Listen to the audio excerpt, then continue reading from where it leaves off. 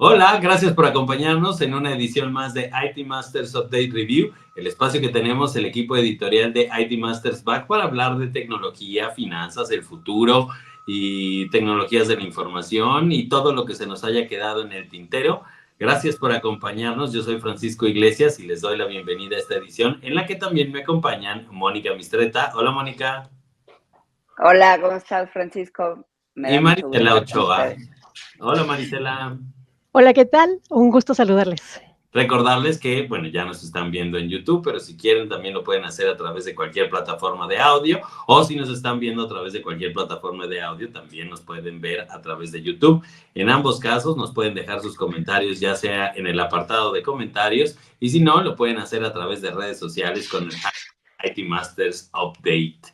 Y bueno, como ya saben, porque leyeron, porque vieron el título de esta emisión, hoy vamos a seguir hablando sobre ciberseguridad.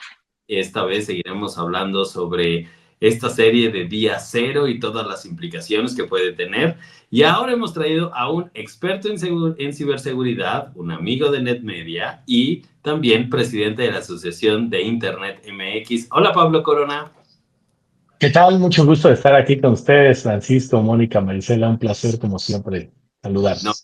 gracias a ti por acompañarnos. Y en principio, y esto es como lo hemos discutido aquí, y nos parece que la serie nos da la posibilidad de empezar a hablar de muchos temas de ciberseguridad, pero arrancaría con esta provocación de qué tan real, ¿no? En tus conclusiones y después de ver, ¿no? Toda la serie, que eso ya sabemos que lo hiciste, ¿qué tan real o qué tan cierto o qué tan preocupados tenemos que estar de algo como este ataque?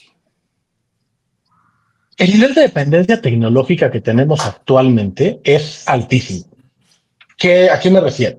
Hoy, en efecto, la energía eléctrica, el transporte, las comunicaciones, el agua, el gas, los semáforos, esta conferencia está conectada a través de medios digitales y estas plataformas digitales tienen vulnerabilidades y posibles fallas y en ese sentido me parece que uno de los puntos de alerta que menciona esta serie es válido, ¿no? O sea, que tenemos una dependencia tecnológica a tal nivel que si alguien le baja el switch a esa tecnología, prácticamente puede parar una ciudad, un país, un estado completo. Y ha sucedido, ¿no? O sea, ni siquiera necesitamos pensar en ciencia ficción. En 2017, un ciberataque paró la red eléctrica en Ucrania y tuvo parado a varias ciudades más de una semana. Entonces, no es un tema de ciencia ficción, ya ha sucedido. También sucedió en 2020, el Colonial Pipeline, una de las oleoductos más grandes en Estados Unidos, fue detenido por un ataque de ransomware y estuvieron más de un mes fuera de operación, siendo que el oleoducto, pues, al final, el tubo sigue ahí, el aceite, el petróleo podía seguir fluyendo, pero no había cómo operar, distribuir, medir y controlar todas las operaciones. Por lo tanto, estuvieron parados más de un mes. Entonces, en ese sentido, la premisa del nivel de dependencia tecnológica me parece 100% válida y además narrada de una manera que me parece interesante. Creo que varias series recientemente han tenido mejor asesoría de equipos de gente que se ve que tenía conocimiento de los temas técnicos y ha tenido ahí mejor conducción que algunos otros que me ha tocado ver en otros años. Sin embargo, ahora me voy a la parte que no es tan realista. La posibilidad de que un ataque de esa magnitud suceda con una coordinación a ese nivel de un segundo particular, así ni siquiera fue en un minuto, ¿no? O sea, fue una coordinación de que lograron parar el agua, la luz, el gas, las comunicaciones, todo al mismo tiempo. Me parece que ahí ya empieza a entrar al terreno de la ficción. Bueno, no me parece, entra literalmente al terreno de la ficción. ¿Por qué? Porque son muchos sistemas distribuidos en distintos lugares, con distintas capas de seguridad, es más, con distintas velocidades de respuesta, incluso por la lentitud o rapidez con la que cada una tiene una red de conexión. Entonces, realizar un ataque coordinado a ese nivel no solamente es muy difícil, sino en algunos casos imposible, porque una red es más lenta que otra. Y seguramente a la audiencia nos ha pasado que estás en una reunión de Zoom y una persona se empieza a ver con lag, se empieza a ver con retraso, se traba su voz. Lo vemos con retraso porque las conexiones no son uniformes. Ahora piensa eso en un ataque en donde tienes distribuido, y estos ataques distribuidos sí existen, insisto, pero el que logres un impacto que viene de una red distribuida para que llegue a un punto focalizado y todos sean vulnerados en el mismo momento, con el mismo segundo, ahí sí me parece que no es tan realista, pero déjame llamarle una licencia dramática, ¿no? O sea, en función de que es una serie y que al final el drama es lo que, pues, de alguna manera nos engancha a los seres humanos, pues, como licencia poética, creo que podría ser aceptable, ¿no? O sea, qué bueno que realísticamente no es viable, ¿no? Algo estamos haciendo bien en que no todos los sistemas sean tan coordinados. Que no están tan coordinados y además, insisto, que tienen distintas capas de seguridad, que tienen distintos mecanismos, son protocolos distintos. Me voy a empezar a meter ahorita algunos otros detalles ya técnicos de la trama. Pero bueno, esa parte creo que está, o sea, es fuera de la realidad, complicado que fuera un ataque así de coordinado y que sucediera en un solo momento. Y luego otras licencias artísticas. Dale, Moni. Y en ese sentido yo tengo una pregunta, perdón que te interrumpa, pero también de acuerdo con nuestros limitados conocimientos técnicos, se supone que también estas redes no están interconectadas. O sea, una cosa es, digamos, el grid, no sé cómo traducirlo, de la electricidad, otra cosa es el de las telecomunicaciones, otra más sería la red celular, otra muy diferente la de, no sé, la que maneja los aviones, las telecomunicaciones en el aire. Entonces, como tú dices, es probable, teóricamente se podrían poner de acuerdo distintos actores que conocen los protocolos y que conocen las vulnerabilidades o conocen casi el usuario y password, ¿no? Del superadmin de estas diferentes redes. Entonces, serían no solo un actor, sino muchos actores atacando al mismo tiempo con privilegios de superadministradores. ¿Estoy en lo correcto o no? Totalmente en lo correcto. Te decía que iba a dejar este comentario ya más técnico para después, pero me meto de una vez a eso. A ver, las redes y los sistemas, hoy los dividimos normalmente en dos tipos de tecnologías. Unas tecnologías que llamamos tecnologías de la información, las tecnologías que nos permiten esta videoconferencia, que nos permiten hacer procesamiento de información para hacer un informe mensual de una empresa, que nos ayudan a generar un video, la que manejan información, y las otras tecnologías que llamamos tecnologías operativas. Y esas tecnologías operativas principalmente están ligadas con la automatización y el control industrial, válvulas, termostatos, con puertas que se abren, que cierran, que dejan pasar cierto componente, que dejan pasar más o menos electricidad, que controlan el flujo de gas, de agua, de un insumo. Y esas tecnologías, tanto de tecnologías operativas como tecnologías de información, vienen en distintos tamaños, colores, sabores, marcas, protocolos, versiones, algunas que le llaman tecnologías legadas, que tienen literalmente 40, 50, 70 años en el mercado, y que, por ejemplo, el caso de la banca, que utilizan todavía y equipos mainframe que funcionan con COBOL, y es una tecnología muy sólida que algunos han tratado de sustituir, pero no han logrado sustituir porque no hay alguien que haya logrado hacer algo tan estable, transaccionalmente hablando, y que tal vez el esfuerzo sería descomunal. Aunque existen tecnologías hoy similares, pero sustituirla hoy ha sido muy complicado, costoso.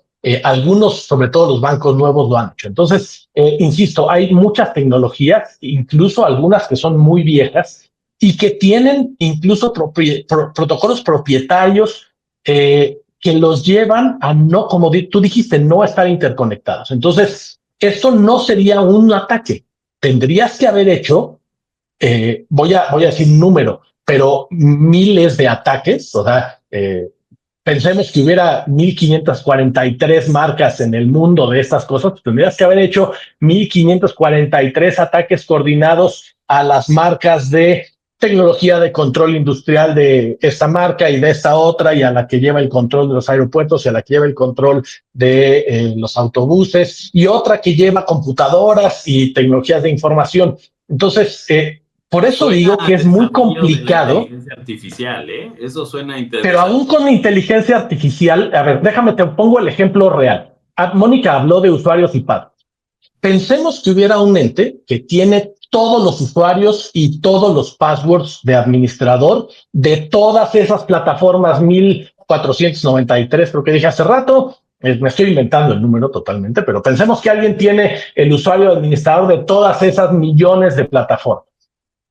Aún la ejecución automatizada, pusieras una inteligencia artificial a hacerlo de manera coordinada, sería casi imposible que suceda al mismo tiempo, porque, como dije, los tiempos de latencia, el tiempo de respuesta de una red no es el mismo que de la otra, y a veces hay más tráfico, a veces hay menos. Pudieras intentar un ataque coordinado considerando los tiempos de latencia y entonces retrasando el inicio en uno y adelantando el otro.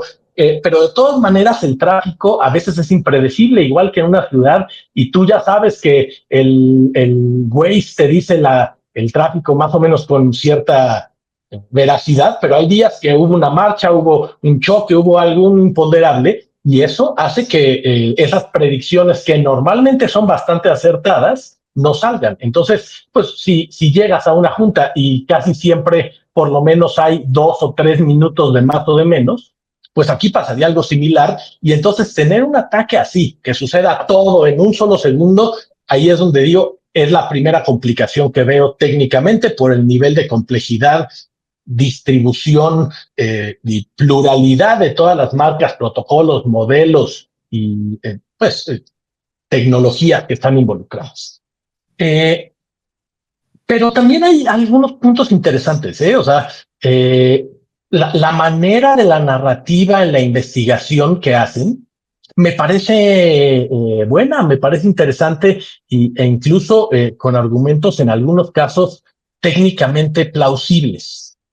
Pero también de repente me pareció que ocupan demasiadas buzzwords, ¿no? O sea, como que querían caerle bien al público techie, y entonces se documentaban con ciertas palabras para utilizarlas, y creo que a veces abusaban del tecnicismo. Pero bueno, otra vez es que en función de esa licencia, pues licencia dramática, al final eso también vende y hace sentir a la gente el decir, estoy conociendo cómo sucede en el mundo real el ataque. La verdad. ¿Cuál es la buzzword que te parece más exagerada que utilizar? Digo, si no te sé, acuerdas. no recuerdo ahorita alguna, pero es que cuando lo estaba viendo dije así, de esas que, ya van varias veces que repiten esto. A ver, pero a ver, te voy a decir uno que me parece muy representativo, que es otra tecnología. Cuando hablan de la tecnología de control mental con la que atacan al expresidente sí. y la utilizan un montón de veces, la verdad es que también ahí estamos hablando también de Disneylandia. O sea, hoy no existe una tecnología que tenga esas capacidades, estamos lejos de ello. Y si bien podría haber tecnologías que alteren a una persona, que la alteren de manera tan puntual como estaba ahí y que la mantengan consciente, pero solamente ahí como llevándola a ciertos puntos, también me parece fuera de lo que hoy es real. Y utilizaban este tema, por ejemplo, de la neurocomunicación. Creo que no me hago cómo le llaman al proyecto, se llama Proteus, sí. Pero utilizaban esa palabra así como techie de neuroinvasión, no recuerdo exactamente la palabra que utilizaban, pero la palabra que utilizaban para eso me parece un buzzword que pues ahí suena algo que todo mundo ha querido jugar con ello, y ya hay implantes cerebrales, pero te tienen que abrir la cabeza y ponértelo adentro. O sea, es muy difícil que eso suceda con un aparato que estaba lejos, ¿no? Ahora, también creo que fueron listos porque nunca concluyen al respecto, ¿no? O sea, ese punto siempre lo dejaron al aire. Y creo que yo vi una entrevista después y decían exactamente lo mismo, que fue un tema que les pareció importante al principio, pero que luego tomaron la decisión de no aclarar nunca. Entonces puedes, ¿no? Te quedas pensando entre si sí lo atacaron y lo tuvieron ahí un ataque, o pues básicamente fue la edad, los nervios y el estrés lo que le hizo a este hombre, ¿no? Tener, o sea, ahí creo que no lo dejan nunca entendido ni nada, solo lo dejan en el aire y que cada quien piense lo que se le pegue la gana. Sí, aunque ahí me molestó un poco. A mí dale, también. Dale. Sí, a mí me molestó un poco que al principio te hicieran creer que esa cosa existía y que el hombre estaba... yo de repente dije, ahora resulta que justo en el momento en que tiene que actuar le da Alzheimer. O sea, ¿cómo? O sea, se le empiezan a olvidar las cosas. Ay, sí te pasa, pero no de un día para otro, perdóname. Que yo sepa, hay señales. No, pero a ver, ahí sí, el Alzheimer sí puede presentarse por un episodio, que sea demasiado traumático y focalizado, sí podría manifestarse de manera más amplia. O sea, ahí creo que sí jugaron un poco, pero a ver, yo les he compartido a ustedes fuera del aire que yo dejé de ver series mucho tiempo. Es más, esto fue una concesión que hice porque me dijeron que la viera, pero yo dejé mucho tiempo series por esta serie de Lost, que mucho tiempo me tuvo enganchado. Yo me aventé todos los capítulos, era súper fan.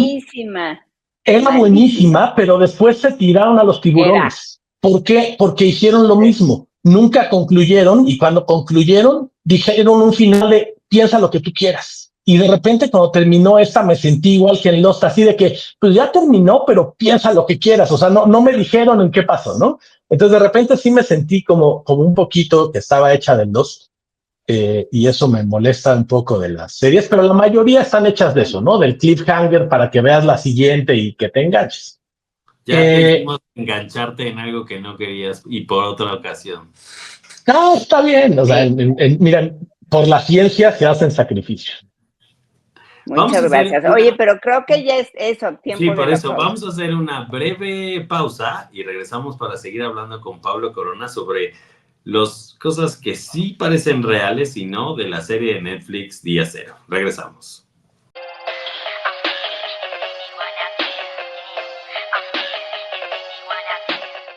Y ya regresamos, seguimos hablando sobre la serie de Día Cero de Netflix en la que Pablo Corona, ya le hicimos ver la serie, pero hay mucho que hablar en temas técnicos y creo que vale la pena, y esto es muy también a propuesta de Pablo, hablar como tal del Día Cero, de estos ataques, ¿no? Que son ataques que no necesariamente pues te puedes prever porque te agarran en lo más inesperado.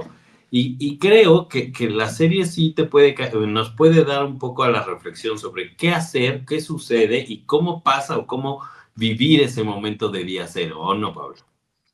Totalmente. A ver, ¿qué significa un día cero?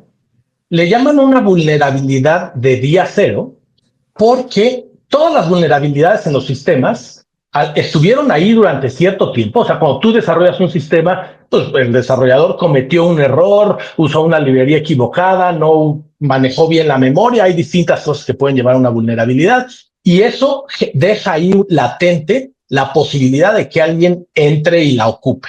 Pero no quiere decir que se conozca, porque la mayoría de las veces esas no son intencionadas. Cuando son intencionadas le llamamos una backdoor. O sea que el programador intencionalmente dejó una puerta trasera para después tratar de meterse o hacer algo en el sistema, tomar control. Pero cuando estamos hablando de un día cero, es una vulnerabilidad no intencional que ahí estuvo dormida hasta que alguien la descubrió. ¿Cómo la descubrió? Pues hay muchas técnicas. O sea, hay quien usa unas cosas que se llaman fuzzers que mandan un montón de cadenas de datos hasta que falle el sistema, hasta que truene y luego analizan en qué tronó, que se sature la memoria, que eleven los privilegios, que busquen entrar sin permisos. Hay distintas maneras. Sería largo explicarlo, pero el punto es que cuando detectas una vulnerabilidad en un sistema, se vuelve, de hecho, hay todo un mercado negro alrededor de las vulnerabilidades día cero. Hay un libro buenísimo que se llama Wired, ahorita te doy el nombre completo, pero que habla justamente del mercado negro de las vulnerabilidades de día cero, que cuestan literalmente millones de dólares cada uno. Entonces, se vuelve un tema que todo mundo quiere y que compran y venden por millones. Pero una vez que usas una vulnerabilidad, empieza el día, por eso se llama día cero, porque entonces la gente empieza a notar que hay algo raro en los sistemas y la empiezan a detectar y luego a contener y eventualmente a reportarla a los fabricantes del software y a corregirlo. Por lo tanto, esa vulnerabilidad a partir del día cero tiene un tiempo de caducidad y vale mucho en el mercado. Algo como lo que sucedía en esta, que era una vulnerabilidad de día cero, que dicen, recuerdo que en la plática, bueno, la serie, lo que hacen es que lo asocian a que habían entrado a través de los teléfonos móviles de todo mundo. Ahí es donde otra vez llega un tema técnico, porque los teléfonos móviles, vamos a pensar que usaran Android o iOS en cualquiera de los dos y que hubieran encontrado una vulnerabilidad en ambos, no siempre están conectados a todas las redes, por ejemplo, y en particular de control industrial. Las redes de control industrial a veces están aisladas, pero también hay maneras de moverte, le llaman un movimiento lateral entre una red de tecnologías de información a una de control industrial cuando están interconectadas, porque a veces sí se han interconectado. Y fíjense que eso es una vulnerabilidad común, porque las redes de control industrial nacieron para ser aisladas. No, o sea, su mayor fortaleza para estar protegidas era que solo podías conectarte a ellas estando en ellas, ¿no? O sea, estando físicamente enchufado en ellas. Pero un día a alguien se le ocurrió decir, oye, pero yo podría hacer mi trabajo desde Bora Bora y entonces la voy a poner a internet y así la controlo.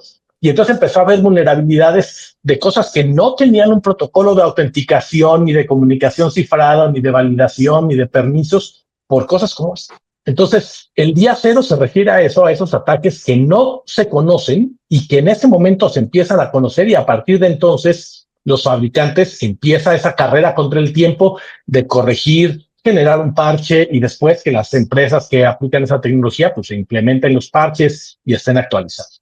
Entonces decía Mónica, ¿qué hacer nosotros en el día a día como aprendizaje de esta serie? Mantener actualizados nuestros dispositivos en las versiones más recientes de los sistemas es una de las claves fundamentales de la ciberseguridad. ¿Por qué? Porque es como las vacunas. Estás haciendo inmune a tu sistema ante las vulnerabilidades que ya se conocen. Que el 99% de los ataques se dan por vulnerabilidades que no son de día cero. O sea, vulnerabilidades que ya se conocían y que de hecho ya tenían parches en muchos de los casos. Ataques muy famosos como aquel de WannaCry, no sé si se acuerdan, que también un ransomware que paró casi países completos, hospitales, cadenas de consumo grandísimas, fue por una vulnerabilidad que ya era conocida, que no era de día cero, que ya se había publicado el parche, pero que no se había aplicado de manera generalizada a la actualización. Entonces, me parece que esa es una de las lecciones aprendidas de esta serie. Y bueno, pienso, pero y que independientemente de qué tanto la serie te deje, el pensar en qué tan preparado puedes estar en términos de procesos ante algo como el día cero, ¿no? Es decir, claro que no sabes ahorita cómo va a llegar el día cero ni en qué momento, pero creo que sí, como organización, como encargado o responsable de los sistemas, sí tendrías que tener un plan en caso de que suceda lo que suceda, ¿no?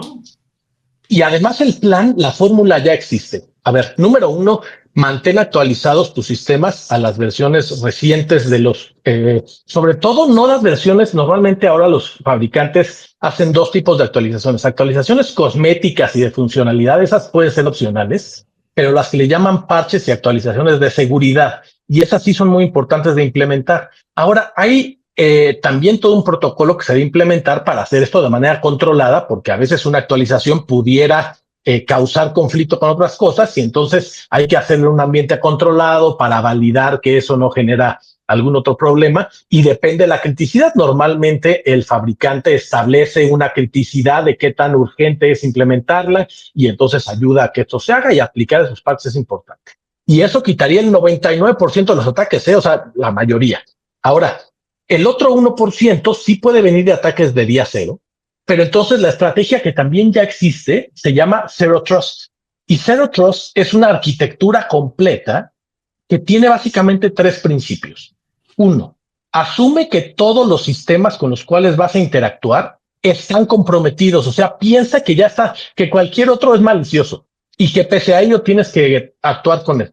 Y entonces, ¿cómo actúas con él? Pues corrobora los permisos, dale los menos privilegios posibles, revisa lo que están haciendo, autentica a los usuarios, autoriza sus acciones y ten unas bitácoras y monitoreo de lo que cualquiera hace para que de manera automatizada puedas detectar comportamiento. Y entonces, ese Zero Trust que ahorita lo dije en un minuto, es la forma de atender ese problema que le llamamos ataques de día cero. Ahora, que pues todavía implementado Zero Trust, alguien te llegue, sí, pero ya va a ser el 0.00001% y pues a lo mejor casi es como sacarse la lotería, o sea. El Zero Trust explicado por ti es como cuando llega tu hija o tu hermana con un nuevo novio y actúas en Zero Trust, ¿no? Monitoreando, ¿no? Tal cual me pareció como cuando llega alguien nuevo a la familia, bueno, actúas en Zero Trust, así está funcionando el Zero Trust en los sistemas. Así es. Oye, y un poco sí. La segunda reflexión, más allá del Zero Trust y eso, es que ya existe y que ya se formula y demás, es ¿qué hay en la parte como de las leyes? A mí me parece interesante, ¿no? Cómo en la serie deciden conformar, ¿no? Toda una nueva, pues, dependencia, ¿no? Una comisión. Pues no es una dependencia, es una comisión que tiene superpoderes. Una comisión extraordinaria de superpoderes. Sí, exacto. Pero que además pueden hasta meter a la cárcel y usar la fuerza pública para, o sea, le quitan a la gente sus garantías individuales prácticamente, sí. Sus garantías individuales, ajá. Es un estado de sitio. Sí, claro, y eso es porque, digamos, ya los agarraron, ¿no? Totalmente en los sistemas y demás, pero para no llegar a esos excesos, pienso yo que es la comunidad general, deberíamos, o sí deberíamos, o no sé si ya existe como tal, que en las propias leyes haya algo de ese, ¿no? De esos procesos para la investigación y para la detección de algún tipo de falla de este tipo, ¿no? Y hay, pero depende en qué país estemos hablando. Esta serie está en Estados Unidos y Estados Unidos tiene una serie de protocolos de, por ejemplo, de clasificación de infraestructuras críticas y de controles mínimos y mecanismos de auditoría a esos esquemas de infraestructuras críticas. En México tenemos algo parecido, pero en región 4, que no se ha aterrizado al 100%, faltan definiciones un poquito más claras de cuáles son esas infraestructuras críticas y cuáles son esos controles mínimos en las infraestructuras críticas y quién haría y cuáles serían los criterios de auditoría y la frecuencia de esas auditorías de infraestructuras críticas. Pero bueno, existen esos protocolos, esos mecanismos para prevenir ese tipo de cosas.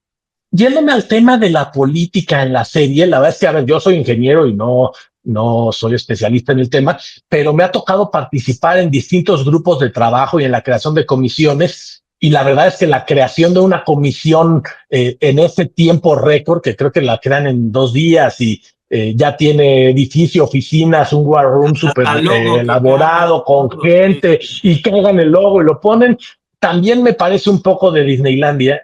Un poco fantasioso, pero otra vez la licencia dramática tal vez se lo permite, pero sí creo que la capacidad de respuesta aún en países muy grandes, desarrollados y que tienen todo un rule of law fuerte, también creo que es complicado que sucediera a ese nivel, pero sí se han creado grupos especiales de respuesta a incidentes para el monitoreo, control. Por ejemplo, a nivel mundial existe toda una red de cosas que le llaman CERTs y CECIRTs, de grupos de respuesta y monitoreo de incidentes que comparten información sobre tendencias de tráfico en la red, de ataques que están sucediendo, del tipo de amenazas que se ven, grupos que establecen mapeos sobre las tácticas, técnicas y procedimientos que están utilizando los atacantes y generan, pues, tablas y inventarios de lo que le llamamos indicadores de compromiso.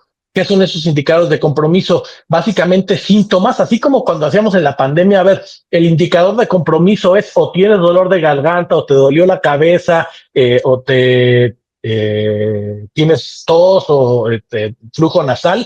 Entonces son indicadores de compromiso que si sabes que alguien tiene eso, Entonces hay que aislarlo y analizar mucho más profundamente porque posiblemente se trata de un ataque de los que está afuera. Entonces ya hay todo un conjunto de herramientas para hacer ese análisis de indicadores de compromiso, de tácticas, técnicas y procedimientos que están utilizando los atacantes y de las contramedidas que se pueden utilizar como controles para identificar, prevenir, contener, detectar, reaccionar e incluso recuperarte ante un incidente. Oye, Pablo, perdón, aquí hay un tema. Está la parte de forense en la historia de qué pasó, cómo fue, pero además, polvitos mágicos, está la amenaza de que se repita. En la vida real, ¿cómo trabajar ese forense para entender en qué nos equivocamos o qué nos faltó y cómo evitar que se presente o poder reaccionar de una manera oportuna si se vuelve a presentar una cosa así? Me gusta mucho la pregunta, porque además yo doy una clase de técnicas forenses y les digo a mis alumnos, a ver, no hay mejor forense, mejor investigación forense que la que nace antes del incidente. O sea, si tú tratas de generar el escenario para investigar forense el día del incidente, ya perdiste la mitad de la información. Pero hoy la mayoría de nosotros y los que nos están viendo seguramente no están en un escenario de vulneración ni en un escenario de un incidente grave. Por lo tanto, hay que preparar el escenario para hacer un buen análisis forense. ¿Y qué se necesita? Tener bitácoras que estén resguardadas, que estén ordenadas, que tengamos mecanismos de investigación sobre estas bitácoras, le llaman correlacionadores de eventos para identificar comportamientos anómalos. Oye, aquí hay varias veces que esta aplicación está haciendo solicitudes a este sistema de manera errada o estamos viendo tráfico distinto desde una aplicación o desde una computadora o de un dispositivo que no se conoce en la red con más tráfico del normal desde una IP que está en Bora Bora y no aquí en la colonia de al lado. Entonces, ese tipo de eventos que se pueden ir correlacionando y estableciendo alertas tempranas son el mejor mecanismo para hacer después un forense. Entonces, algo muy similar sucede en esta investigación forense que presentan en la serie. ¿Qué empiezan a hacer? Pues identificar las bitácoras de los protocolos de comunicación para que logren llegar a que fueron los dispositivos que se conectaron al final llegan a que son los handhelds, ¿no? Los teléfonos celulares, los que habían infectado con ese día cero y a través de ahí entraron a todos los demás. Pero ahí viene otro de los puntos técnicos que me parece relevante entender como una lección de la serie, aunque nunca lo dicen tal cual. Pero la mayoría de los ataques, y sobre todo un ataque como este, que como ya dije, sería casi imposible llegar a ese nivel de coordinación, pero pensemos que alguien buscara llegar a ello. Estos ataques requieren que los atacantes estén adentro de los sistemas varios meses y se ha demostrado que en promedio los atacantes antes de perpetrar ya vamos a llamarle golpe final de un ataque, han estado entre 3 y 9 meses dentro de los sistemas y a veces años preparando, haciendo movimiento lateral, reconocimiento, haciendo acciones de persistencia para que no los puedan eliminar, de identificar más privilegios, permisos, cuentas. Entonces, un ataque como esto no hubiera sido algo que se orquesta en un día, ni en una semana, ni en un mes. Hubiera requerido literalmente años para que se haga algo así. Y existen ejemplos reales. Por ejemplo, uno de los casos muy famosos, que aparte ha sido documentado como que al parecer fue patrocinado por un país-estado, es Stuxnet, que fue un software malicioso que fue generado para parar literalmente el programa nuclear de Irán. Y para ello pasaron literalmente años entre que empezaron a descubrir cómo funcionaban, qué protocolos, qué marcas, modelos se hicieron de la información, sabían por dónde, generaron el código y lo liberaron para que después infectaran muchas computadoras hasta que un día en una USB alguien se lo llevó de su casa y lo metió al trabajo y lograron parar el programa nuclear de Irán. Entonces, son ataques que no se habrían armado en unos días, sino en mucho tiempo. Vamos a hacer una segunda pausa y regresamos para seguir ya en el cierre, en el final, en lo que dejó la serie y en los últimos comentarios. Regresamos.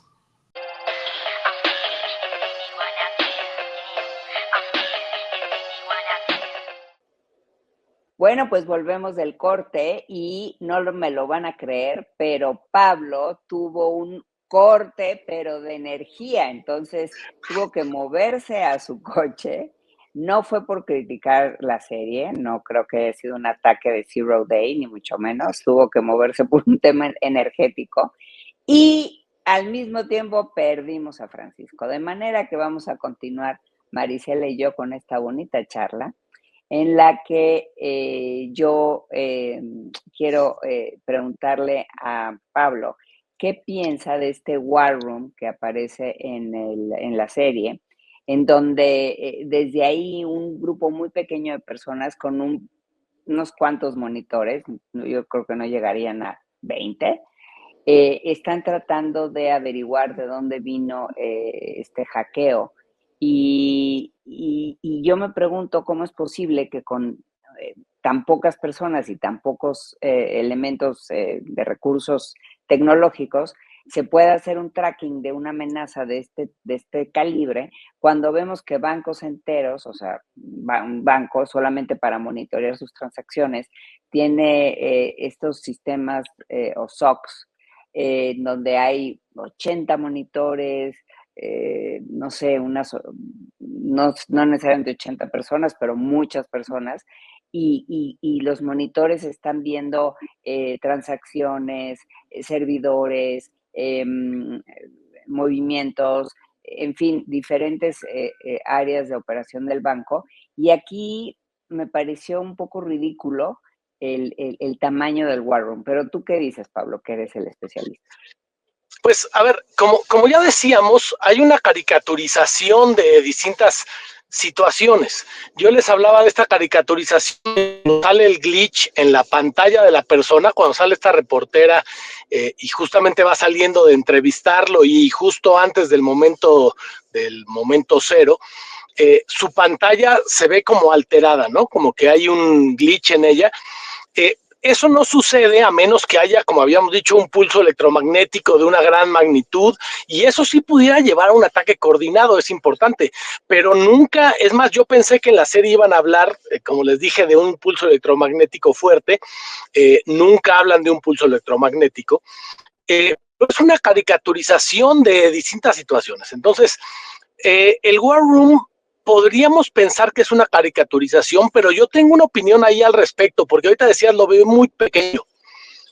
Yo toco madera porque espero que a mí no me toque, pero si a mí me pusieran a cargo de algo así, insisto, espero que no me toque porque es una cosa muy complicada.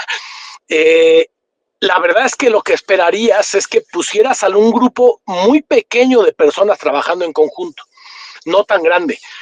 De tal manera que tal vez 80 personas o 100, como decías, en un banco, que tal vez ahí sí trabajan para un objetivo, es demasiado para tener un grupo pequeño de control y confianza en una cosa tan importante. Y además ellos lo dicen con todas sus letras, porque dicen, voy a estar interactuando con los CERTs y con los CSIRTs, o sea, a nivel industrial y a nivel organizacional hay distintos centros de monitoreo, control y respuesta a incidentes cibernéticos, le llaman CERTs y CSIRTs, y en la serie lo dicen con todas sus letras, vamos a hacer nosotros una coordinación con ellos.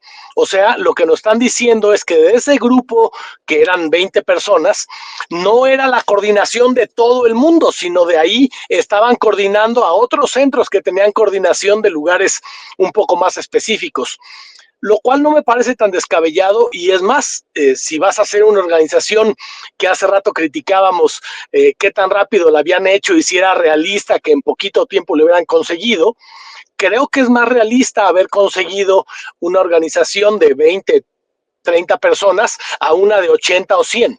Entonces, creo que en ese sentido no me causa tanto ruido. Yo hubiera seleccionado a un grupo pequeño para más bien mandar instrucciones, recibir información y coordinar las acciones de distintos grupos de respuesta a incidentes, de investigación informática, de respuesta forense, de investigación de incidentes por distintos lados para armar el caso y tener la información concentrada y ahora sí en control y de manera confidencial dentro de este grupo pequeño. Entonces, no me parece tan descabellado pensar que eran pocas personas las que estuvieran en ese war room.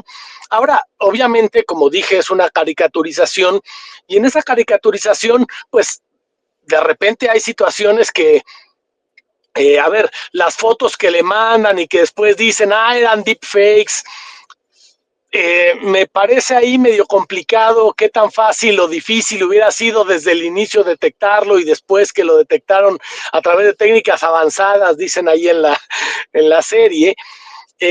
Son de esas cosas que al final, bueno, no deja de ser una caricatura, como decimos, una licencia en función del drama, pero el drama también vende en una serie, o sea, no hay que olvidar que no es una descripción del mundo real, es una narración en una serie de cosas que, como dijimos hace rato, varias de ellas pueden suceder, y yo me quedaría con esos temas que nos invitan a reflexionar de qué tan dependiente es nuestra sociedad, que eso no lo vamos a poder quitar, o sea, nuestra sociedad depende altamente de la ciberseguridad, y en algún momento, desde los 90s, bueno, en los 80s, Ray Kurzweil, uno de los futuristas más grandes, ya decía, no vamos a poder frenar la dependencia que tenemos en la tecnología y más bien vamos a tener que incrementar esa dependencia estableciendo controles al mismo tiempo para que esa dependencia esté bajo nuestro control.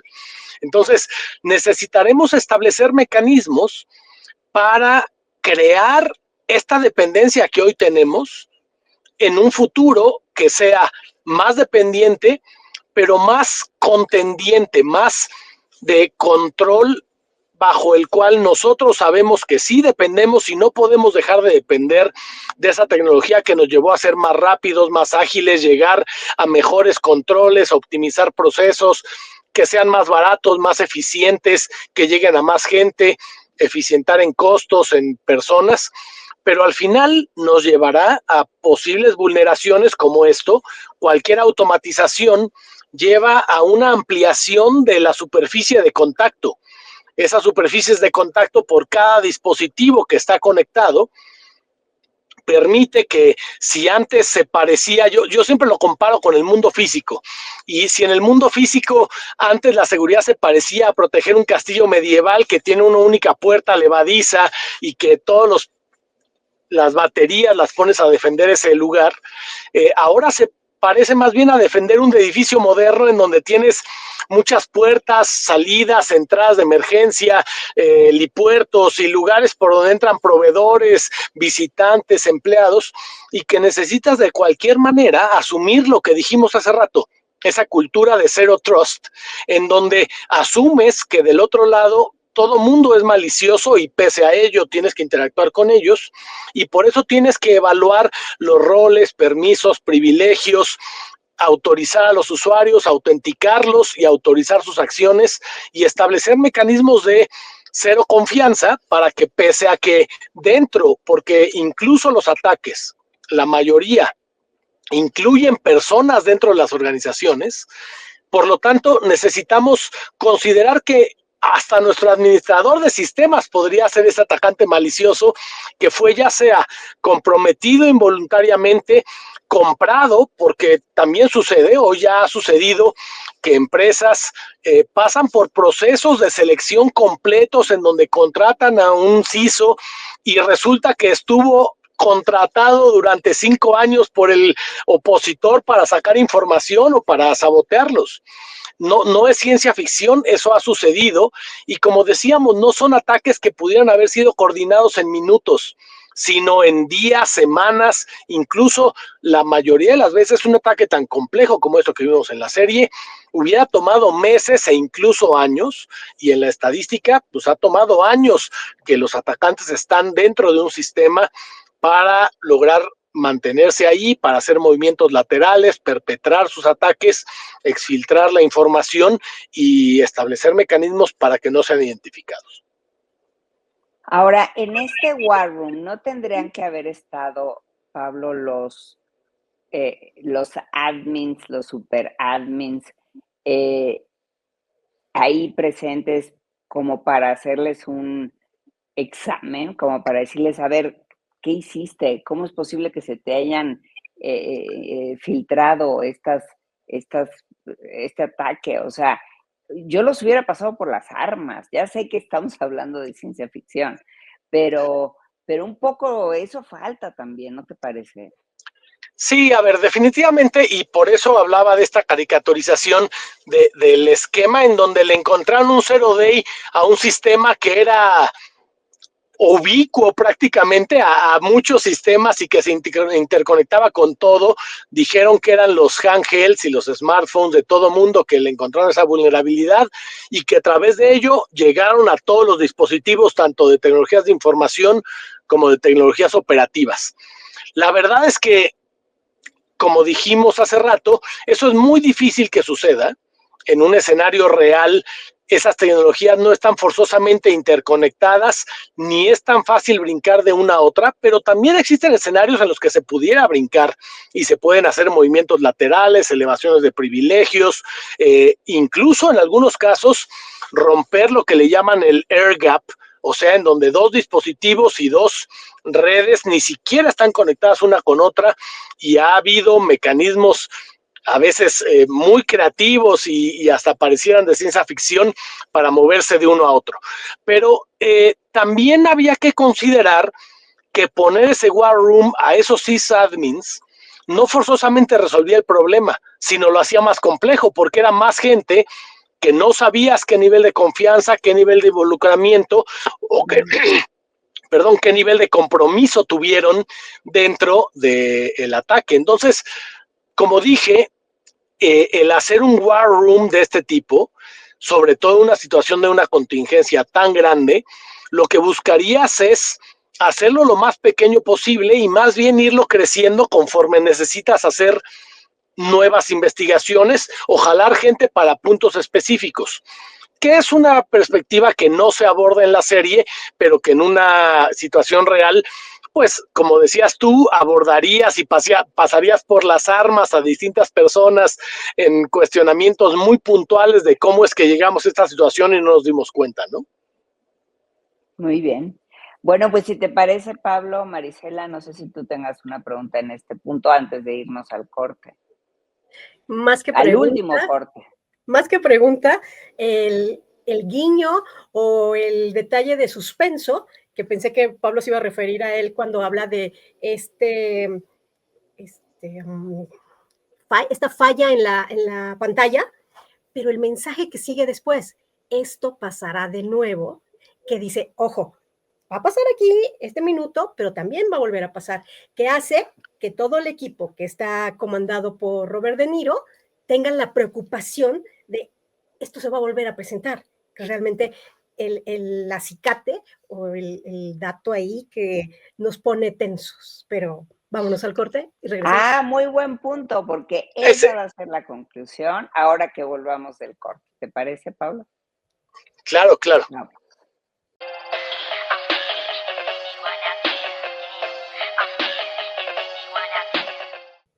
Bueno, ya volvimos de este corte y vamos con la conclusión, que todo esta, y aquí spoiler alert otra vez, para quienes no han visto la serie, ya se las vamos a echar a perder un poco, porque de hecho, la trama tiene que ver con prepararse para este segundo ataque. Y ahí, Pablo, me gustaría tu opinión también, porque ahora resulta que para la segunda ocasión que vuelve a suceder en el minuto preciso y tal, ¿qué crees? Ahora ni la luz se les va. O sea, y no sabemos cómo lo lograron. A ver, yo sí pensaría cómo lo lograron, porque de hecho el que se haya ido la luz por completo la primera vez se vuelve medio irreal, porque en una situación real los sistemas críticos tienen soporte de energía fuera de la malla pública. O sea, si tú ves cualquier infraestructura crítica, tiene plantas de emergencia, control ininterrumpido de energía con UPS, con generadores de energía, que al final, si tú le bajas el switch a uno de estos, cualquiera de la infraestructura crítica que tenemos incluso en México, no se cae, aunque se caiga la electricidad, el suministro de energía a esos elementos de infraestructura crítica. Entonces, es algo con lo que no abordan la primera vez, pero que asumimos que sucede, pero que habían tenido más bien una interrupción en los canales de hacer llegar eso a la siguiente etapa, o sea, en donde se comunica la transmisión de energía con la distribución, en donde se comunica la distribución con la generación, o en donde se comunican las comunicaciones, la voz, los datos dentro de las redes, que no forzosamente significa, es que la célula de teléfonos celulares se quedó sin energía. Esa no se queda sin energía, tienen UPS, y la verdad es que la vulnerabilidad hubiera llegado a los UPS, ahora sí ya me parecería mucho más complicado. Si hace rato decía que era complicada, mucho más complicada.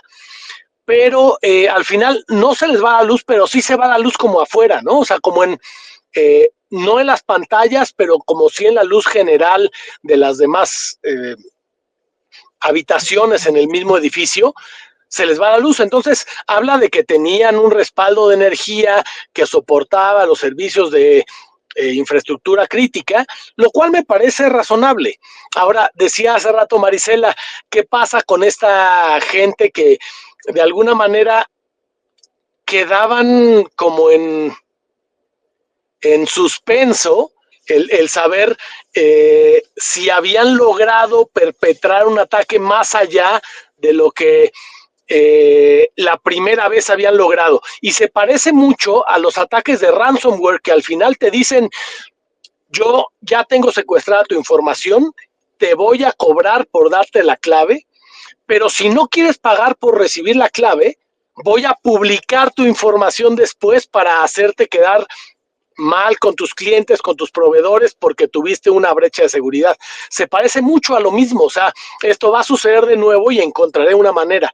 Ahora, nuevamente tener después de unos días, si la primera vez era muy difícil, hace rato decíamos, un ataque coordinado que sucede en el mismo segundo, una primera vez, tener eso mismo una segunda vez me parece ya mucho más de ciencia ficción, pero nuevamente se parece a esta licencia dramática que una serie como esta busca, y que además es el elemento que engancha para cerrar la serie, ¿no? De decir, estaban amenazando que podía volver a suceder, que seguían teniendo control dentro de los sistemas y que habían logrado hacer estas tácticas, técnicas y procedimientos que han sido documentadas en el mundo real, de que los atacantes buscan entrar a un sistema, identificar credenciales, moverse lateralmente, establecer mecanismos de perpetración y de mantenerse dentro del sistema para evitar ser detectados, para evadir los sistemas de monitoreo, para evadir la contención, para después sacar más credenciales, elevar privilegios y al final exfiltrar información o generar un impacto real. Se parece mucho a lo que sucedió en esta cadena, en lo que llamamos esa cadena de ataque dentro de la situación que vemos reflejada en el mundo real. Entonces, creo que en ese sentido, la serie sí refleja cómo se ve la atención de un incidente, obviamente con algunas situaciones exageradas y caricaturizadas, pero se parece a cómo se atiende un incidente tratando de encontrar un grupo de confianza, hacer una investigación forense, identificar de dónde vinieron, quiénes eran los involucrados, que hay distintos actores que pudieran ser candidatos a haber sido quien sea. Después ahí hay todo un tema que puede tener ya que ver con derechos humanos y las maneras en las que interrogaron a las personas, que pues ya no sé qué tanto eso sucede en la realidad. Yo no soy miembro de las fuerzas del orden como para decir si todavía aplica el tehuacanazo o no, pero que en algún momento sucedió y que pues de alguna manera está documentado que ha sucedido y podría volver a suceder, ¿no? Claro. Y además aquí se mezcla con un complot desde adentro, ¿no? Desde el gobierno mismo, que si lo llevamos a la realidad, digo, suponemos Tampoco que es tan distinto de lo que sucede en el día a día. tampoco es distinto, exacto. O sea, sí podría haber o sea, esto, y otra vez spoiler, ¿eh? Esto es como si dieras un golpe de estado, pero desde la tecnología. Porque aparte básicamente esta persona, que al final otra vez en el spoiler, pues dice, es que tenemos que tener bajas de alguna manera, o sea, dice, for the greater good, o sea, por hacer un bien mayor a la comunidad y a la sociedad, necesitábamos generar una afectación para que la gente dejara de ser tan crédula y dejara de confiar y dejara de depender tanto y llegar a este estado en donde necesitamos mayores capacidades de control, investigación e incidencia dentro de estos procesos que ya habíamos perdido, según sus palabras, el control, ¿no? Sí, exacto. O sea, la capacidad bueno, más bien, sacar a la gente de su zona de confort, que se den cuenta de lo vulnerables que pueden ser y en ese sentido de cuánto dependemos de la tecnología. Y eso sí es de repente un poco de ponerte la piel de gallina, ¿no? ¿Tú qué dices, Bueno, Mario? pero a ver, dependemos muchísimo de la tecnología, pero nos hace también ganar cosas. Nos da a ganar rapidez, clientes, cobertura. Y como citaba Kurzweil, no podemos regresarnos a la época de las cavernas porque entonces perderíamos todas aquellas cosas que ganamos gracias al uso de la tecnología, y no solo las tecnologías de información, sino las tecnologías desde tiempos, y no me voy tan lejos, pero hace 200 años los luditas destruían máquinas y el Rage Against the Machine era que nos van a quitar nuestros trabajos, lo mismo que está sucediendo hoy con la inteligencia artificial. Y entonces decidieron un grupo de gente que era una amenaza contra sus trabajos y contra su statu quo para afectar a los que estaban generando estas nuevas máquinas. Pues son ciclos que de alguna manera regresan y que me parece que yo coincido con Kurzweil en ese sentido, es irreversible esta tendencia y más bien tendremos que aprender a controlarla y a crecer con ella y aprovechar lo mejor, pero prevenir lo peor. No puede ser.